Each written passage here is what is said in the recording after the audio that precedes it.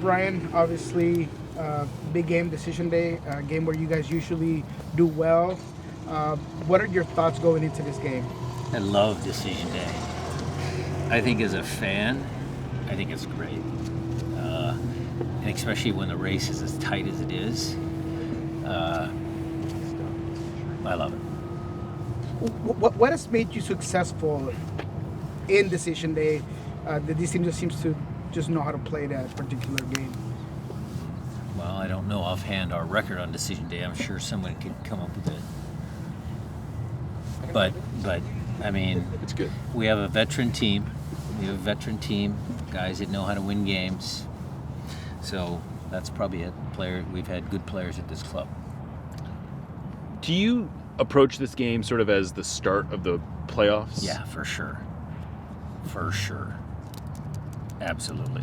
And is that just because of what's at stake in the standings, or is that also that St. Louis is a team that We probably theoretically you have to go through to get to the final? Well, we probably said that about Galaxy and Vancouver too. Okay. There were snippets of that message going out already. Look, playoffs are here. It's playoff time, even for the 2 home games. So that message is there for sure. And not in the sense that, okay, we have to go through this team or this team or this team, but just we got to get our act together, because on any given day, we're playing up to our potential. I believe we can beat anybody. You've had, speaking of getting yourself going, you've had to then pause last week and lose that momentum that you guys had built up. Does that affect you at all? Kevin? No, I don't think so. Guys are in good spirits. We had a good inter-squad game on Saturday. They'll be ready. I think they'll be okay. How's that? And then how do you, as somebody who's been in this position for so long,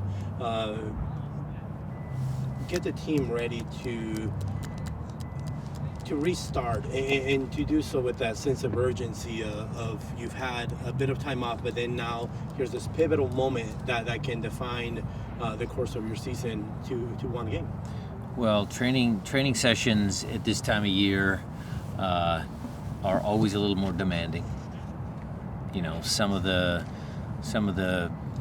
demands of the exercises, the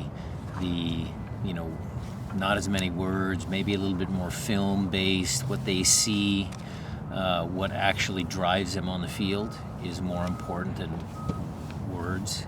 You know, because I can say, okay guys, we got to get ready for the playoffs.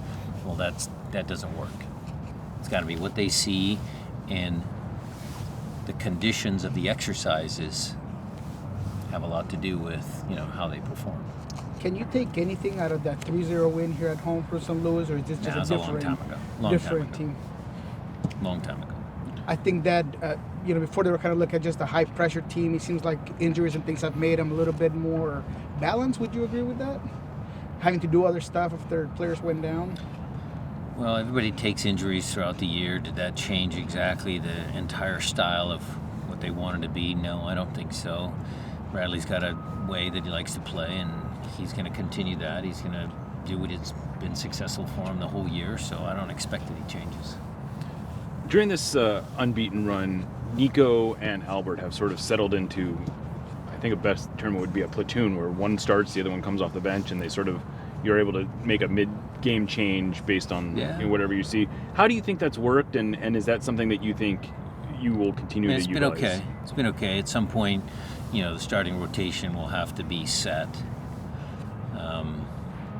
But I was just trying to figure out different lineups. There were injuries. There's 3-game weeks. But it's been okay. Both of them are good pros. Both of them want to win. We've kind of made the decision there that Josh or Obed kind of pushed that decision. Mm-hmm. So credit to the young kids. But yeah, we'll probably have to settle on one or the other. What was the messaging like for? I don't know. I'm guessing neither one of them were thrilled with that idea, but maybe not totally dissatisfied either. No, they're good. They're team guys. They're good. Look, they can be upset with me. I get it. Totally. I totally understand. But both of those players, Albert and Nico, are firmly committed to their teammates. There's no issues there. Raul and Nico, if anything, they've always been so key in elimination games, big tournaments. How does it feel that regardless of how the season was, you have those two aces there in your pocket? Yeah. So is Freddie Montero. So a Bear won a MLS Cup in Portland. I've got a lot of guys. You got young kids coming through like Reed, who's still out on the field, by the way. We've got some kids that want to play. We've got some senior players that want to play. I mean, it's good. Very good. It seems like health-wise, you're really good Yeah. going into the playoffs. Yeah. You mentioned Josh and Obed sort of pushing that decision a little bit. What did you see improvement-wise from them, sort of as a collective that forced that decision? Well, just sometimes partnerships. I mean, Albert and JP are two senior players, and they were good, helped us win Champions League. But the young kids in there, the range that they possess, Josh's aerial ability has kind of pushed him now to the forefront. There's different subtleties. I mean, look, if we're chasing a game or games aren't going right, I might slide Albert back and Nico in. I mean, that all depends on the game. Both Jackson and Yamar have been in the conversation for Defender of the Year. What does it say about both players? Whose conversation?